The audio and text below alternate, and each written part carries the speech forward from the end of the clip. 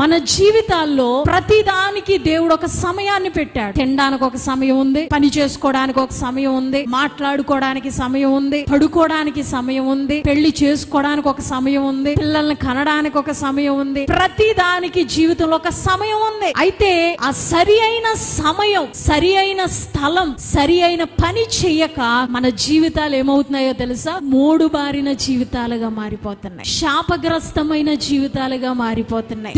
దేవుడు నిన్ను దీవించాలనుకుంటున్నా దీవెన పొందుకోలేని జీవితాలుగా మారిపోవడానికి గల కారణం ప్రజలు ఎలా తయారయ్యారంటే సరి అయిన సమయంలో, సరి అయిన స్థలంలో, సరైన పని చేయకే. మన జీవితంలో ఈ రోజునండి ఎలా అయిపోయిందో తెలుసా? మంచి సిటీస్ లో ఎలా అయిపోయిందంటే రాత్రులేమో పగలైపోయింది, పగలేమో రాత్రులు అయిపోయింది. రాత్రంతా ఊరంతా తిరిగి తిని తందనాలాడి సెల్ ఫోన్ పట్టుకొని కూర్చొని యవనస్తులు మరీ ఘోరంగా అయిపోయారు. ఉదయం అంతా నిద్రపోవడం, మంచం మీద దొల్లడం, రాత్రి అయ్యేసరికి విచ్చలవిడితనానికి అలవాటు పడిపోయాడు. నిజమే, చాలా మంది ఏ సమయంలో ఏం చేయాలో తెలియక, ఎక్కడ ఉండాలో తెలియక వారికి నచ్చినట్లు జీవించేసి శాపగ్రస్తమైన జీవితాలను కొని తెచ్చుకుంటున్నారు. ఎలేమెలెకు నయోమి ఇద్దరు కూడా ఎక్కడున్నారు?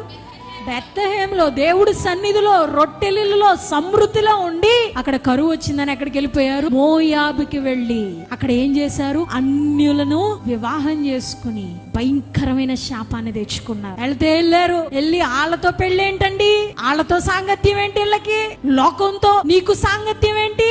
నువ్వేమో బాప్తిజం తీసుకున్న విశ్వాసివి, నీ ఆచారాలు వేరు, నీ పద్ధతులు వేరు, నువ్వు లోకంతో స్నేహం ఏంటి నీకు?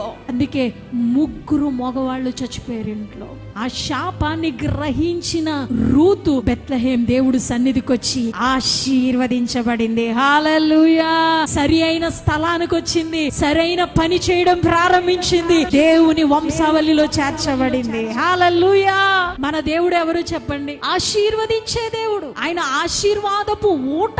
ఆ ఊట దగ్గరికి వచ్చి నువ్వు ఆశీర్వదించబడలేకపోతున్నావు అంటే నువ్వు సరి అయిన సమయంలో, సరి అయిన స్థలంలో సరైన పని చేయలే.